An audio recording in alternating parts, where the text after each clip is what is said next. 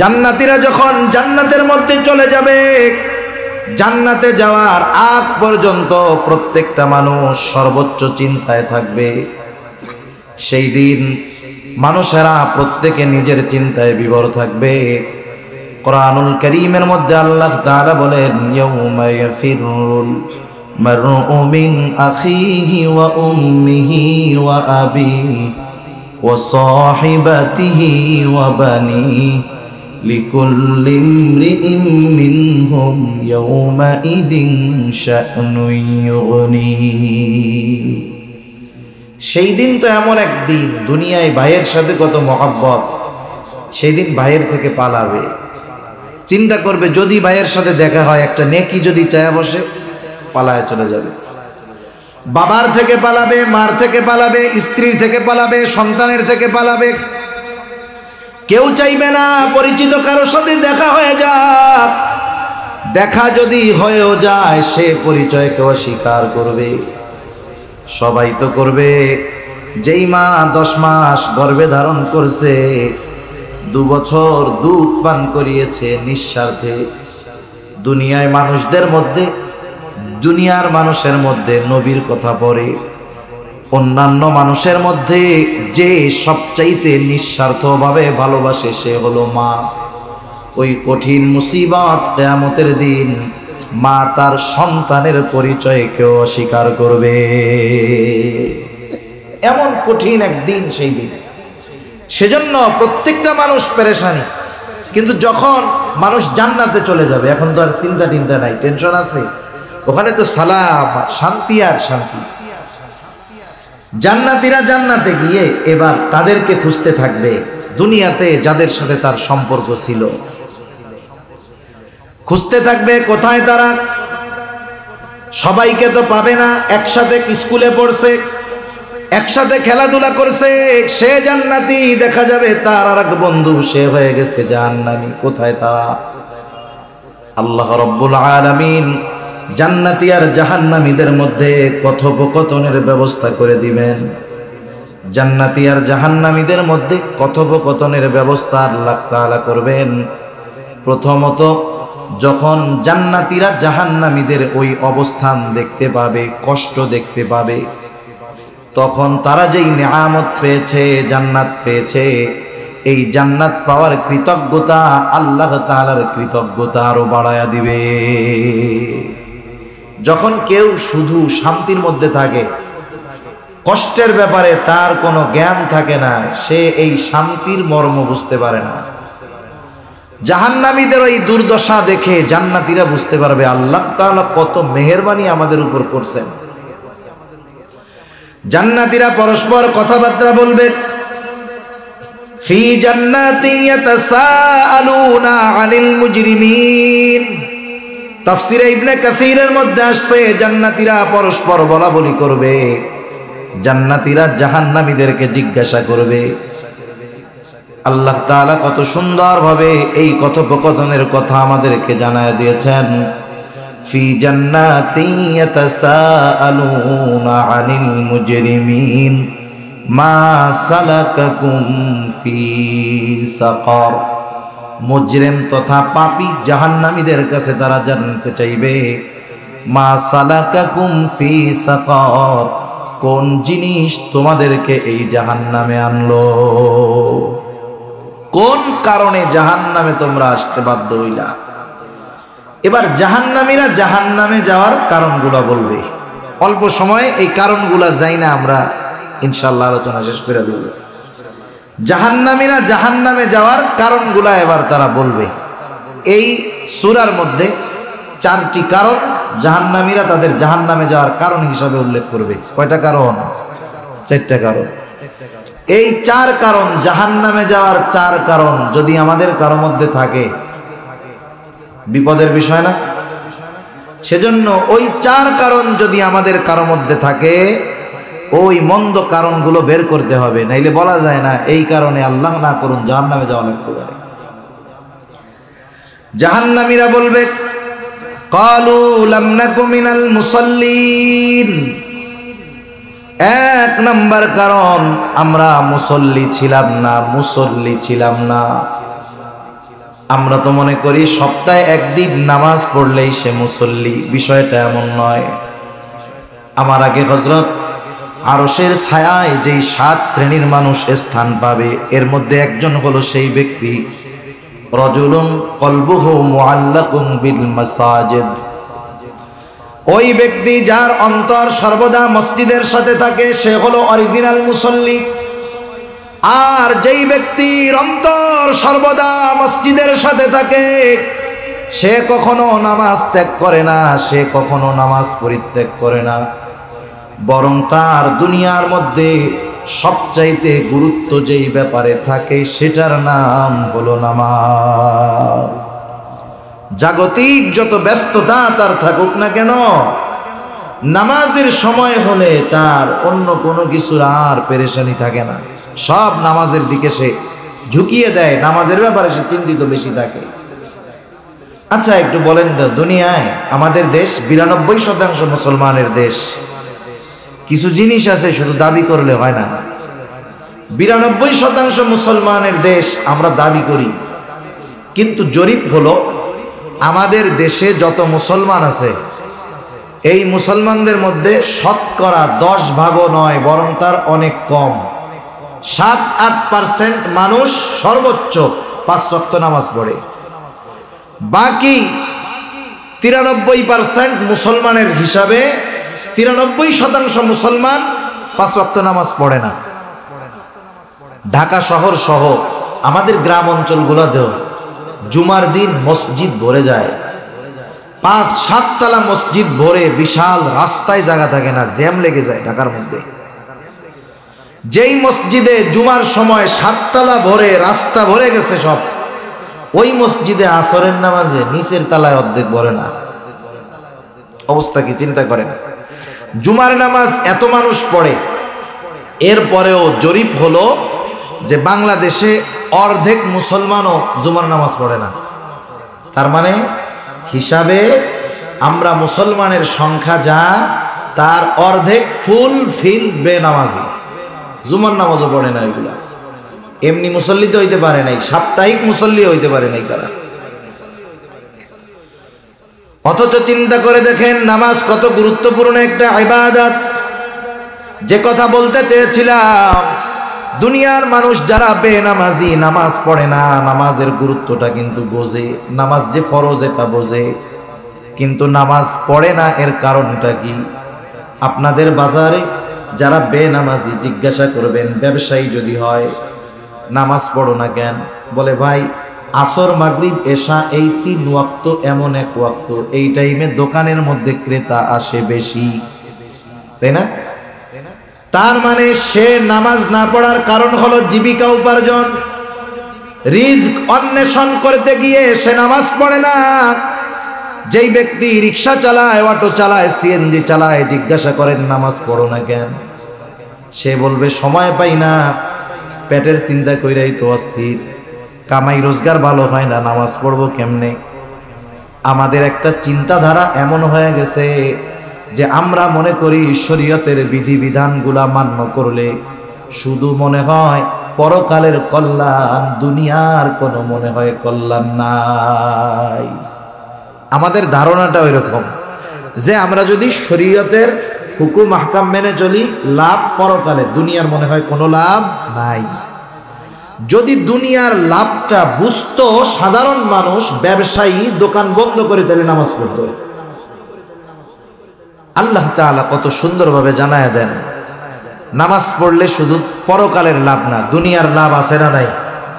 তাইলে আমরা ছোট্ট একটু আলোচনায় জানতে পারলাম, মানুষ, অধিকাংশ মানুষ নামাজ না পড়ার অন্যতম একটি কারণ রুজি রোজগার করার জন্য নামাজ পড়ে না, টাইম পায় না, ঠিক না? এখন বলেন রিজিকের মালিক কে?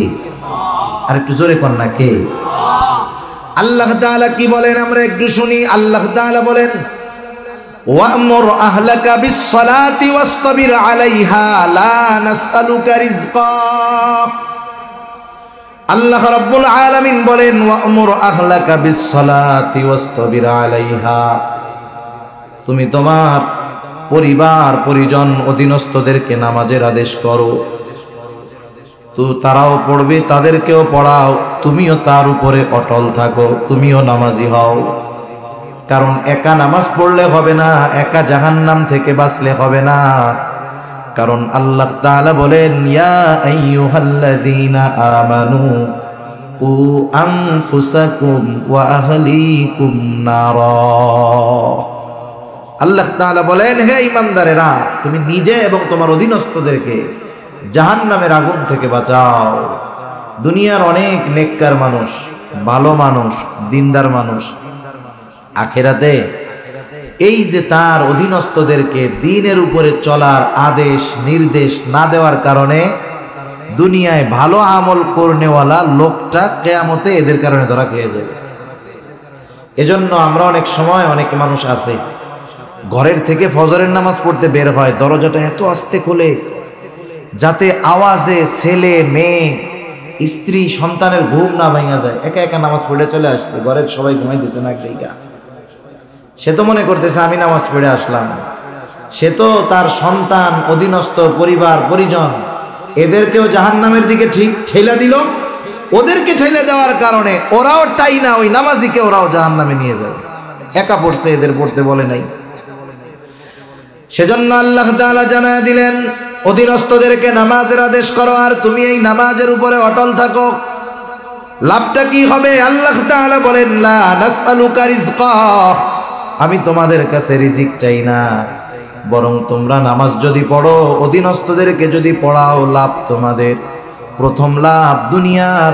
আল্লাহ তাআলা বলেন, নাহনু নারযুকুকা, আমি আল্লাহ তোমাদেরকে রিজিক প্রদান করব। সুবহানাল্লাহ। তাইলে দেখেন, ব্যবসায়ী ব্যবসা করে, নামাজ পড়ে না, রিজিকের আশায় কাজ হবে? বরকত হবে না। সেজন্য নামাজ পড়লে দুনিয়ায় রিজিকের ব্যবস্থা আল্লাহ তাআলা করে দিবেন। শত ব্যস্ততা থাক, কাজ থাক, আমরা 5 ওয়াক্ত নামাজ পড়ব। 5 ওয়াক্ত নামাজ সুন্দরভাবে পড়তে, একেবারে ধীর স্থিরতার সাথে সাথে। সাধারণ মুসল্লিরা তো আর সূরা বাকারা, আল ইমরান দিয়ে পড়বে না, ওনারা তো শেষের 5-7টা সূরা দিয়ে পড়বে, 10টা সূরা দিয়ে পড়বে। ওই সূরাগুলা দিয়ে সুন্দরভাবে 4 রাকাত নামাজ পড়তে 10 মিনিট লাগবে, একেবারে সহি শুদ্ধভাবে। সব মিলিয়ে 5 ওয়াক্ত নামাজে 1.5 ঘন্টা সময় লাগলো। 1.5 ঘন্টা সময় কি একবারে লাগে না 5 বারে লাগে? এক বল খেলা দেখতে তো 2 ঘন্টা একটানা বসে থাকলে মজা হবে, তাই না? অথচ 5 ওয়াক্ত নামাজ 5 ভাগে পড়বে, 1.5 ঘন্টা সময়, মসজিদে ঢুকতে মন চায় না। আফসোস, কি বলবো অন্যদের কথা।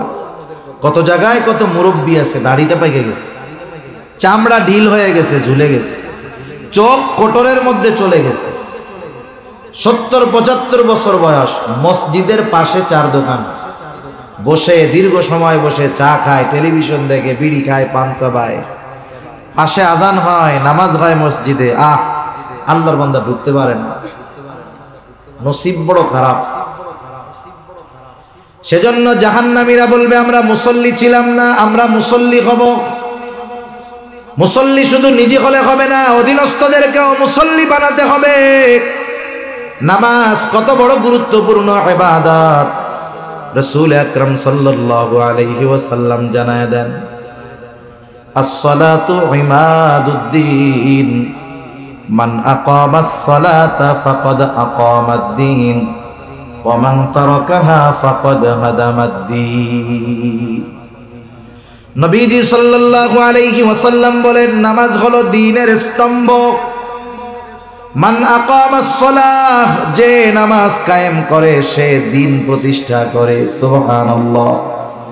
বলেন তো, আপনাদের এলাকার বেনামাজি যারা মুসলমান ঘরের সন্তান, একজন দিনদার মানুষ গিয়ে যদি ওই বেনামাজি মুসলমানকে বলে, চল আমরা দিন ধ্বংস করব, বেনামাজি, ওরে যদি বলা হয় চল আমি আর তুই গিয়া দিন ধ্বংস করব, বেনামাজি বলবে তুমি নামাজ পড়ে কি করলে, আগে পিটাবে ওরে, ঠিক না? বলে তুমি নামাজ পড়ো আবার দিন ধ্বংস করতে চাও। অথচ ও বেনামাজি, ও জানে না যে ও নামাজ না পড়ে নিজেই দিন ধ্বংস করতেছে। নবীজি এরপরে বলেন নমান তারাকাহা আইয়ামান তারাকাস সালাতা ফাকাদ হাদামাদ-দ্বীন, আর যে নামাজ ছেড়ে দিল সে দিন ধ্বংস করলো। তাহলে বেনামাজি দিন ধ্বংসকারীদের একজন। চিন্তা করে দেখছেন বেনামাজির অবস্থা কত খারাপ।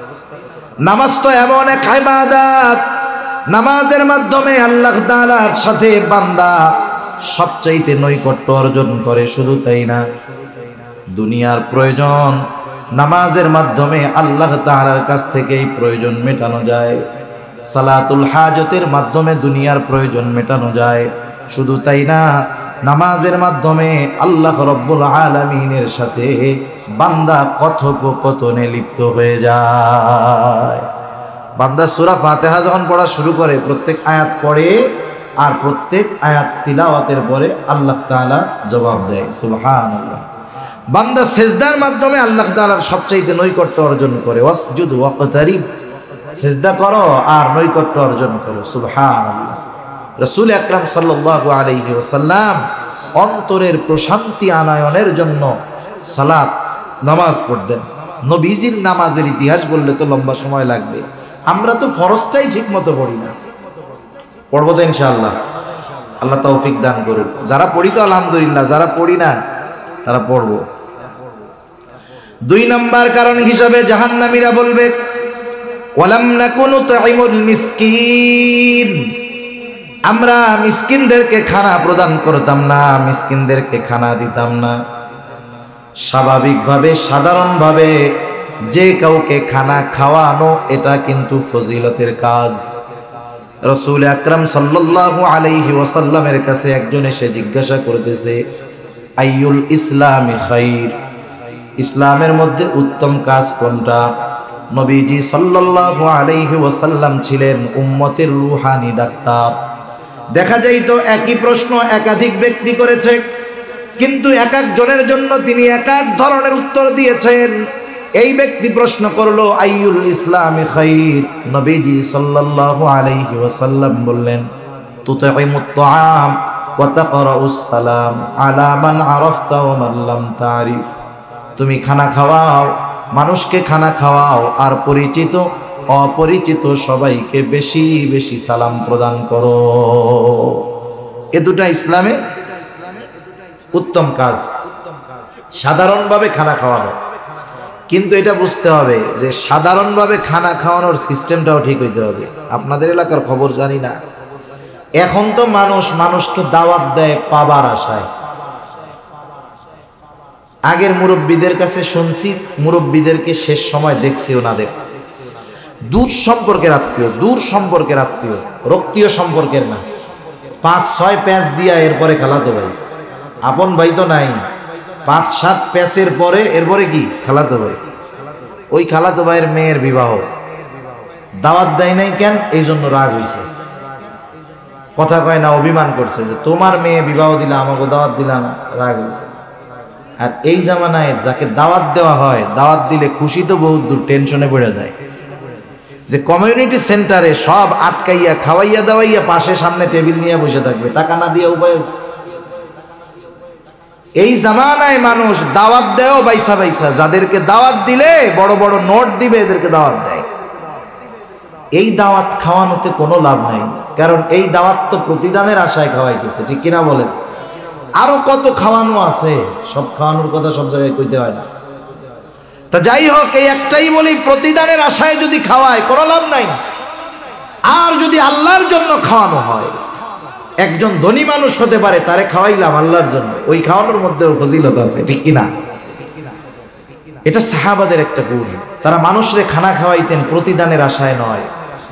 এমনটাও আশা করতেন না। অনেক সময় আমরা বলি যে তার উপকার করলাম, প্রতিদান না দেয় না দিক, একটু ধন্যবাদও দিল না, আফসোস করি না আমরা এরকম? সাহাবারা কেমন ছিল, তাদের গুণ ছিল কেমন?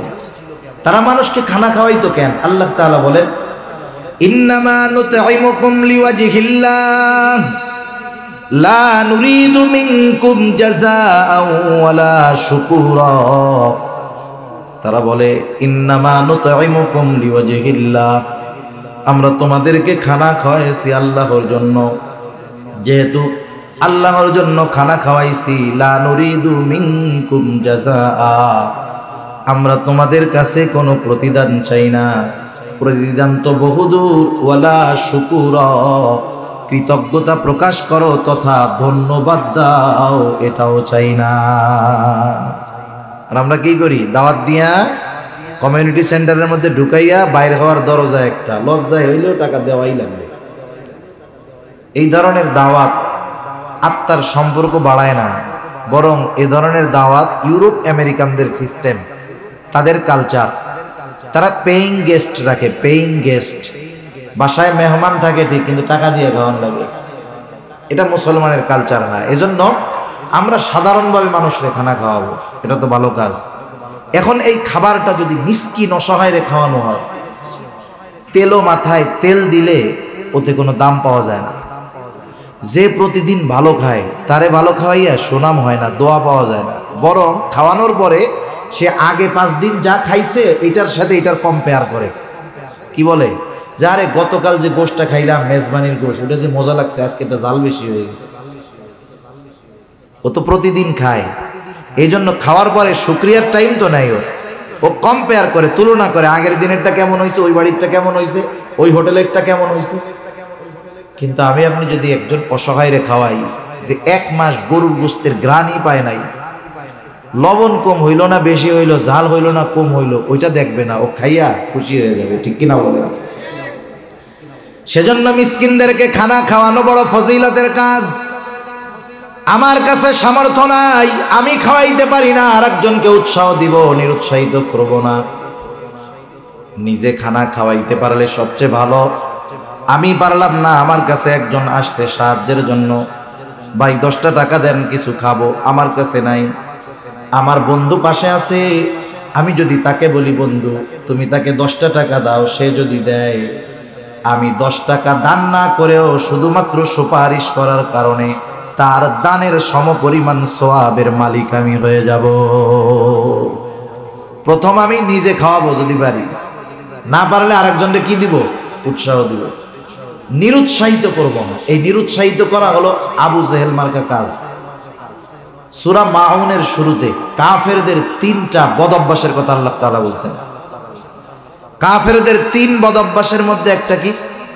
ওয়ালা ইয়াহুদ্দু আলা তুআমিল মিসকিন, তারা মিসকিনদেরকে খানা দেয় না, বরং আরো কি করে? নিরুৎসাহিত করে। কতজন আছে এরকম? অভাব নাই এমন মানুষের, নিজে তো দিলই না, আর একজন যখন দিতে যায় বলে ওরে না দিয়ে আমারে দে, আমি একটা চা খাই, এটা দিয়ে। একজন মানুষ যদি আমার আপনার কাছে কিছু চাইতে আসে, ধরেন সেই লোকটা ধোঁকাবাজ হতে পারে, আমি তার ব্যাপারে সুনিশ্চিতভাবে জানি না যে লোকটা ধোঁকাবাজ আসছে, আমি আমার নিয়ত ঠিক রাইখা তাকে যদি কিছু দিয়ে দেই, আশা করা যায় আমার নিয়তের কারণে সে ধোঁকা দিতে পারে, কিন্তু আমার নিয়তের কারণে আমি সওয়াব বঞ্চিত হব না। এরপরে আমার কাছে নাই, আমি তাকে উত্তম কথার দ্বারা ফিরাইয়া দিব, নাই বলে বিরক্ত হব না। কারণ যারা অসহায় এদেরও একটা আত্মমর্যাদা আছে। মনে করেন 2 জন মানুষ এক জায়গায় আছে, একজনের কাছে এসে সাহায্য চাইলো, বলে যে কিছু দেন, এই বেচারা রাগ হয়ে গেল, ধর তোমাদের জ্বালায় রাস্তাঘাটে চলা যায় না, রাগ হইয়া 100 টাকার নোট একটা দিয়ে দিল। সচরাচর সাধারণত রাস্তাঘাটে ভিক্ষা কয় টাকা? 10 টাকা 20 টাকা নয় দেওয়া হয়, 100 টাকা দেওয়া এটা বড় একটা ব্যাপার না? 100 টাকা দিছে, কিন্তু ব্যবহার করছে কি? খারাপ। পাশে আর একজনের কাছে গেছে, তার কাছে নাই, সে দিতে পারে নাই, সে সুন্দর ভাষায় বলছে ভাই এখন তো আমার কাছে নাই, তুমি পরে যদি আসো দেখা করো ইনশাল্লাহ আমি দিব, আইসো। হ্যাঁ, সুন্দর একটা হাসি দিল, কিন্তু দিতে পারলো না। বলেন তো ওই গরিব মানুষ খারাপ আচরণকারীর 100 টাকা পেয়ে নাকি ওই লোকটা দেয় নাই তার সুন্দর আচরণ পেয়ে খুশি হবে? সুন্দর আচরণে খুশি হবে। এজন্য উত্তম কথা, উত্তম আচরণ এটাও একটা ভালো কাজ। তাহলে মিসকিনদেরকে খানা না দেওয়া, অপরকে নিরুৎসাহিত করা, এটা কাফেরদের অভ্যাস। কাদের অভ্যাস? একটু জোরে বলেন না, কাদের অভ্যাস? কাফেরদের অভ্যাস। যারা মিসকিনদেরকে খানা দেয় না, অপরকে দিতে নিরুৎসাহিত করে, তারা দুনিয়াতে রিজিক সংকীর্ণতায় পড়বে। দুনিয়াতে থাকবে মাগার খাইতে পারবে না। আছে না এরকম অনেক মানুষ? আল্লাহ কত টাকা পয়সা দিছে, বয়স 35-40 বছর, আল্লাহ তাআলা গলায় ক্লোজ করে দিছে, কিছু খাইতে পারে না। এমন রোগ আল্লাহ তাআলা দিছে, যেই লোক চাইলে ডেলি 2টা গরু জবাই দিয়া মেজবানি খাইতে পারে, খাওয়াইতে পারে। এমন রোগ হয়ে গেছে 40 বছর বয়সে, ডাক্তার বলছে বাঁচতে চাইলে আমার কথা মতো চলতে হবে। কি করব? বলে ভাত খাইতে পারবা না, গোশতর গন্ধও শুকতে পারবা না, তাহলে খামো কি? বলে তোমার কিডনি সমস্যা, ডায়াবেটিস সমস্যা, হাই প্রেসার, খাবা কি তুমি? তোমার জন্য খাবার হইল আতপ চাউলের জাউ। জাউ চিনেন? জাউ চিনেন? জাউ নরম করে রান্না করে যে পোলা বান্ডে খাওয়ায়। এখন তুমি খাইবা আতপ চাউলের জাউ, কিন্তু হাই প্রেসার আছে, লবণ ছাড়া খাইতে হবে। একটু বলেন তো, আতপ চাউলের জাউ যদি লবণ ছাড়া দেওয়া হয় কেউ খাবে? আল্লাহ চাইলে থাকবে সম্পদ, খাওয়াবে ওইটা। সূরাতুল ফাজর, আল্লাহ রাব্বুল আলামিন এই সূরার মধ্যে রিজিক সংকীর্ণতার 4টি কারণ বর্ণনা করেছেন। আল্লাহ তাআলা কোরআনুল কারীমের ওই সূরা ফাজরের মধ্যে বলেন, ফাআম্মাল ইনসানু ইযা মাবতালাহু রাব্বুহু ফাআকরামাহু ওয়া না'আমা। আল্লাহ তাআলা যখন মানুষের পরীক্ষা নেওয়ার জন্য আল্লাহ তাআলা তাকে নিয়ামত দেন, ইযা মাবতালাহু রাব্বুহু ফাআকরামাহু ওয়া না'আমা, তাকে সম্মানিত করেন, নিয়ামত দেন, সম্পদের মালিক বানায় দেন। ওই লোকটা তখন বলতে থাকে, ফায়াকুলু রব্বি আকরামান, আমার রব আমাকে সম্মানিত করছে। দুনিয়ার মধ্যে অনেক মানুষ আছে, নামাজ রোজা কিছুর ধার ধারে না, কিন্তু সম্পদের মালিক আছে না? আবার তার প্রতিবেশী নামাজ পড়ে, দ্বীনের উপরে চলে, কিন্তু অভাবে জীবন যাপন করে। বলেন তো, এমন দিনদার মানুষ আছে না নাই? এইবার ওই বেনামাজি বদ্দিন সম্পদের মালিক নামাজিরে বলে, নামাজ পড়ে তুই কি করলি? খায় কে, মোটা হয় কে? নামাজ পড়স তুই, বরকত দেয় আল্লাহ আমারে। চিন্তা করছেন কত বড় খারাপের খারাপ? নামাজ কালাম পড়ি না, তাই আল্লাহ কত সম্মানিত করছে, আর যদি পড়তাম পুরা না খায় মুরগি। ও তো ভাবতেছে আল্লাহ ওকে মোহাব্বত করে সম্পদ দিছে। কারুনের সম্পদ আল্লাহ কম দিছিল? একটু জোরে বলেন না, কম দিছিল? কারুনটা আল্লাহ খুব ভালোবাসে না? ভালোবাসে কারুন। তাইলে সম্পদ, পদ পদবি পাইলেই এটা বলা যাবে না যে আল্লাহ ভালোবাসে। সেজন্য আল্লাহ তাআলা সম্পদ মাঝে মধ্যে পরীক্ষা করার জন্য দেন।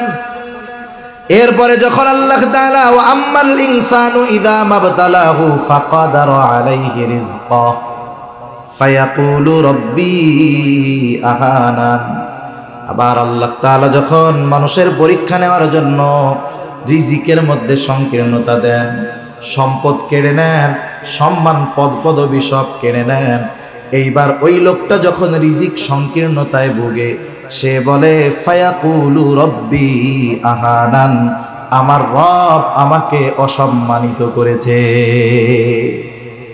তাফসীরের মধ্যে মুফাসসিরিনে কেরাম বলেন, মানে সে বলতে চায় যে আমি সম্মানের উপযুক্ত ছিলাম, কিন্তু আমার রব আমারে সম্মানিত করে নাই। নাউযুবিল্লাহ। তাইলে এটা আল্লাহর ব্যাপারে তার কি একটা অভিযোগ দায়ের করেছে না? এবার আল্লাহ তাআলা ওই শ্রেণীর মানুষের এই অভিযোগের জবাব দিচ্ছেন যে তোমাদের রিজিকের সংকীর্ণতা কেন হয়েছে। আল্লাহ তাআলা বলেন, কাল্লা বাল্লা তুকরিমুনাল ইয়াতীম। আল্লাহ তাআলা বলেন, কখনো নয়, বরং তোমাদের রিজিক সংকীর্ণতার অন্যতম কারণ হলো তোমরা ইয়াতীমকে সম্মান করো না, তথা ইয়াতীমের হক যথাযথভাবে আদায় করো না। এরপরে আল্লাহ তাআলা বলেন, ওয়ালা তাহাদ্দুনা আলা তুআমিল মিসকিন, তোমরা মিসকিনদেরকে খানা দাও না, অপরকে নিরুৎসাহিত করো, নিজেও দেও না। এই কারণে তোমাদের রিজিক সংকীর্ণতা আসছে। তাইলে বিষয়টা আমাদের মাথায় রাখতে হবে, মিসকিনকে খানা না দেওয়া কাফেরদের স্বভাব, মিসকিন অসহায়দের খাবার না দেওয়া কাদের স্বভাব? কাফেরদের স্বভাব। মিসকিনদেরকে যারা খানা দেয় না, অপরকে উৎসাহিত করে না, নিরুৎসাহিত করে, এরা রিজিক সংকীর্ণতায় বুঝবে, রিজিক সংকীর্ণতায় বুঝবে। সুতরাং কেউ যদি চায় যে তার রিজিক প্রশস্ত হোক, রিজিক প্রশস্ত হোক, তাহলে সে মিসকিনদেরকে খানা খাওয়াবে। আমরা খানা খাওয়াবো ইনশাআল্লাহ। এরপরে জাহান্নামীরা তাদের জাহান্নামে যাওয়ার 3 নাম্বার কারণ হিসাবে বলবে, আমরা অহেতুক মজলিসের মধ্যে, অনর্থক মজলিসের মধ্যে বসে সময় ক্ষেপণ করতাম। ওয়া কুন্না নাখুদু মাল খাইদিন। এই যে অনর্থক মজলিসগুলা প্রত্যেক বাজারে চায়ের দোকানে আছে না নাই? আছে। চার দোকানের মজলিস, ওই জায়গায় উকিল, ব্যারিস্টার, ইঞ্জিনিয়ার, ডাক্তার সব পাওয়া যায়। রাজনীতিবিদ, কূটনীতিবিদ, সমাজনীতিবিদ সবাই ওই জায়গায় থাকে। চার দোকানে একসাথে সবগুলো পাওয়া যায়। দুনিয়ার যত গীবতের মজলিস, মিথ্যা কথার মজলিস, এই চার দোকানগুলা। আবার চায়ের দোকানে যদি টেলিভিশন না থাকে, ও দোকানের ব্যবসা শেষ। চিন্তা করে দেখেন, এই যে মজলিসগুলোর মধ্যে আমরা বসি, এই মজলিসগুলা জীবনের দুনিয়ার উপকার আছে এই মজলিসে, আখেরাতের উপকার আছে। বরং অনর্থক মজলিসে সময় ব্যয় করে আমার আমল নামা গোনাহ দ্বারা আমরা আরো বাড়ি করতেছি। হাকিমুল উম্মাত আশরাফ আলী থানভী রহমাতুল্লাহি আলাইহি এজন্য বলতেন যে তোমরা অনর্থক মজলিসে তো বসবাই না, বরং অনুপস্থিত কোন ব্যক্তির প্রশংসাও তোমরা তোমাদের মজলিসের মধ্যে করবা না। কারণ আপনার মসজিদের ইমাম সাহেব সব মুসল্লির কাছে ভালো না। উনি যদি যুগশ্রেষ্ঠ আল্লাহর ওলিও হয়, মসজিদের ইমাম সাহেব যদি যুগশ্রেষ্ঠ আল্লাহর ওলি হয়, ওই এলাকার সবার কাছে উনি ভালো হবে না। মুসল্লি 5 জন ইমাম সাহেবের অনুপস্থিতিতে ইমাম সাহেবের ব্যাপারে বলতেছে। একজন বলে আলহামদুলিল্লাহ, আমাদের ইমাম সাহেব খুব মুত্তাকি মানুষ। আরেকজন বলে আলহামদুলিল্লাহ, তিলাওয়াতটাও ভালো, বয়ানটাও ভালো করে। এখন আরেকজন আছে, তার ইমামকে ভালো লাগে না। আমার যারে ভাল লাগে না, তার প্রশংসা শুনলে আমার মধ্যে তো অবস্থা খারাপ হয়ে গেছে। ও আর সহ্য করতে পারতেছে না, বলে এত কথা বইল না, এত ভালো না, কত কিছুই আছে তোমরা জানো না, আমি জানি, এই জানি। এখন বলেন, শুরু হয়েছিল প্রশংসা দিয়ে, আস্তে আস্তে যাচ্ছে গীবতের দিকে, আস্তে আস্তে এটা অপবাদের দিক যাবে। সেজন্য অনর্থক মজলিসগুলা ত্যাগ করার দরকার, দ্বীনি মজলিসে সময় দেওয়ার দরকার। আপনার হাতে অফুরন্ত সময় আছে, কোরআন শরীফ পড়েন। কোরআন শরীফ পড়তে পারি না, আশেপাশে মাদ্রাসা আছে, হেফজখানায় যাই, পাশে বসে বসে তিলাওয়াত শুনেন। আলেম ওলামার এলাকা ভরপুর চট্টগ্রাম, ওলামা ইকরামের সাথে বসে কিছু সময় দেন, ইমাম সাহেবের কাছে বসে একটু সময় দেন, মসজিদে একটু বেশি সময় বসে থাকেন, কিছু পড়ার দরকার নাই, এমনিই বসে থাকেন। সেজন্য সময় এটা দামি এক নেয়ামত। এই সময়গুলা যদি অহেতুক অনর্থক মজলিসে আমরা ব্যয় করি, এগুলা আমাদের পাপের কারণ হবে, জাহান্নামে যাওয়ার কারণ হয়ে দাঁড়াবে। তাহলে জাহান্নামীরা জাহান্নামে যাওয়ার 4টি কারণ বর্ণনা করেছে। 1 নাম্বার কারণ, লাম নাকু মিনাল মুসাল্লিন। তারা বলবে আমরা মুসল্লি ছিলাম না, আর আমরা মুসল্লি হব। ওয়ালাম নাকু নুতঈমুল মিসকিন। আমরা মিসকিনদেরকে খানা দিতাম না, আমরা মিসকিনদেরকে খানা দিব। ওয়া কুন্না নাখুদু মাল খাইদিন। আমরা অনর্থক মজলিসের মধ্যে সময় ব্যয় করতাম, আমরা অনর্থক মজলিস থেকে বেঁচে থাকব। 4 নম্বর কারণ হিসাবে তারা বলছে, ওয়া কুন্না নুকাযযিবু বিয়াউমিদ্দিন। কারো মধ্যে যদি আগের 3টা দোষ থাকে, ঈমান যদি ঠিক থাকে, এই 3 দোষ থাকে, নামাজ পড়ে নাই, মিসকিনদের খানা দেয় নাই, অনর্থক মজলিসে বসছে, কিন্তু একটু হইলেও ঈমান নিয়ে মরতে পারছে, সে তো অপরাধের শাস্তি ভোগ করার পর একটা সময় ঈমানের কারণে জান্নাতে যাবে। কিন্তু 4র্থ ত্রুটি যদি কারো মধ্যে থেকে যায়, সে আর কাজ হবে না, অনন্তকাল জাহান্নামে থাকতে হবে। কারণ কিয়ামতের প্রতি বিশ্বাস রাখা ঈমানের 6 স্তম্ভর একটি। ঈমানের ভিত্তি 6টি, এর একটি হলো পরকালের উপরে বিশ্বাস রাখা। আমরা ছোটবেলা মক্তবের মধ্যে পড়ছি, আমাদেরকে 7টা পড়ানো হইতো আর কি। আমানতু বিল্লাহি ওয়া মালাইকাতিহি ওয়া কুতুবিহি ওয়া রুসুলিহি ওয়াল ইয়াউমিল আখিরি ওয়াল কদরি খাইরিহি ওয়া শাররিহি মিনাল্লাহি তাআলা। শেষে একটু বাড়ায়া পড়াইতো ওয়াল বা'সি বাদাল মাউত। মৃত্যুর পরে পুনরায় পুনরুজ্জীবিত হওয়ার পর, ওয়াল ইয়াউমিল আখিরি, আর ওয়াল বাসি বাদাল মাউত মূলত দুইটা হলো দুইয়ের মধ্যে এক, একের মধ্যে দুই, এই দুইটা একই জিনিস। মৃত্যুর পর থেকে নিয়ে বাকি সময়টা হলো পরকাল, এগুলার উপরে বিশ্বাস রাখা।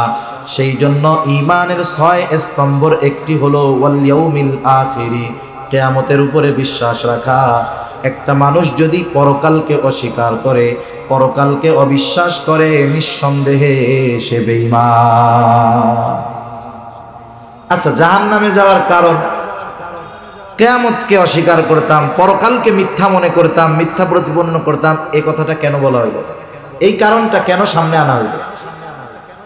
উলামায়ে কেরাম বলেন, কিয়ামতের প্রতি বিশ্বাস হলো এমন এক বিশ্বাস, পরকালের প্রতি যার যত বেশি বিশ্বাস, দুনিয়ার আমল তার তত সুন্দর। সুবহানাল্লাহ। লিংক কোন জায়গায় দেখছেন? ওই যে শুরুতে বলছিলাম, ডাইন হাতে যে আমলনামা পাইছি, খুশির ঠেলায় বলতেছে আমারটা পড়া দেখো। কেন আমি পাইছি জানো? আমলনামা ডাইন হাতে পাওয়ার কারণ কি জানো? আমি দুনিয়ার মধ্যে এই দৃঢ় বিশ্বাস রাখতাম যে আমাকে হিসাবের কাঠগড়ায় দাঁড়াতে হবে, এই কারণে আমি ডাইন হাতে আমলনামা পেয়েছি। আমলনামা কি দুনিয়ায় দিবে না পরকালে দিবে? হিসাব দুনিয়ায় হবে না পরকালে হবে?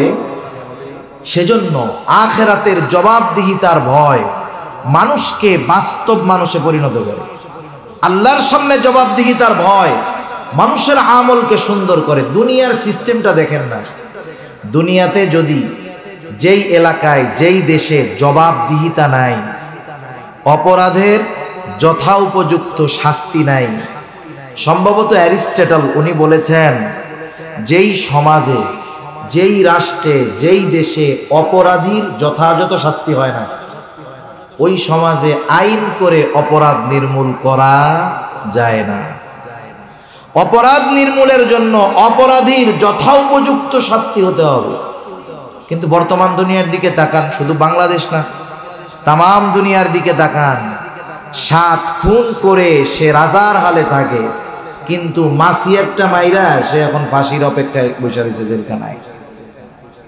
দুনিয়ার অবস্থাটা এরকম। তাইলে বলেন, এ জায়গায় কি ইনসাফ আছে? ন্যায় বিচার আছে? জবাবদিহিতা আছে?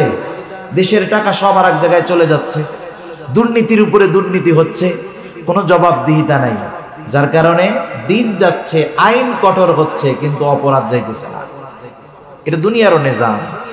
সেজন্য আখিরাতের জবাবদিহিতার চিন্তা, ভয়, ভীতি যখন আমাদের মধ্যে যথাযথভাবে ঢুকে যাবে, যে আমার জীবনের প্রত্যেকটা মুহূর্তের হিসাব আল্লাহর সামনে দিতে হবে, প্রত্যেকটা মুহূর্ত, সেকেন্ড না, মুহূর্তের হিসাব আমাকে আল্লাহর সামনে দিতে হবে, এই চিন্তা সর্বক্ষণ যার মধ্যে থাকবে, তার চরিত্র মানুষের সামনে যেমন হবে, মানুষের অন্তরালে একাকী তার চরিত্র সমান হয়ে যাবে। কারণ ওর চিন্তা থাকবে, মানুষের সামনে অপরাধ করলেও আল্লাহর সামনে আমাকে হিসাব দিতে হবে।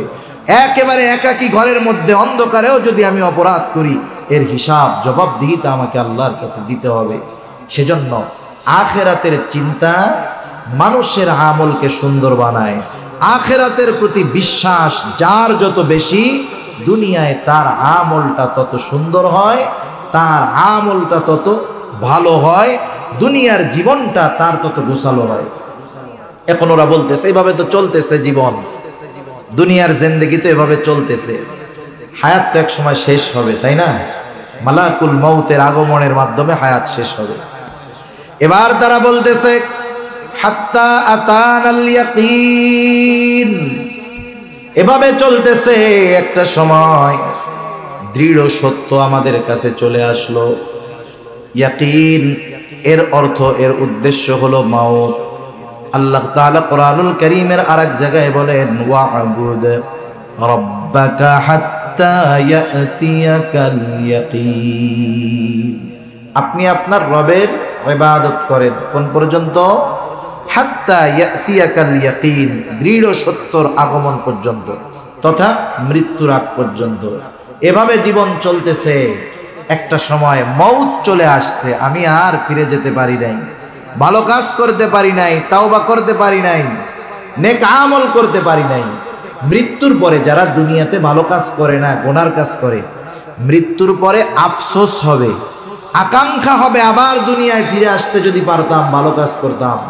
আশা হবে, আকাঙ্ক্ষা হবে, কিন্তু দুনিয়ায় কি ফিরে আসা যাবে? ফিরে আসা আর যাবে না। সেজন্য আমরা দুনিয়াতে থাকতে থাকতেই ভালো কাজগুলা করতে হবে।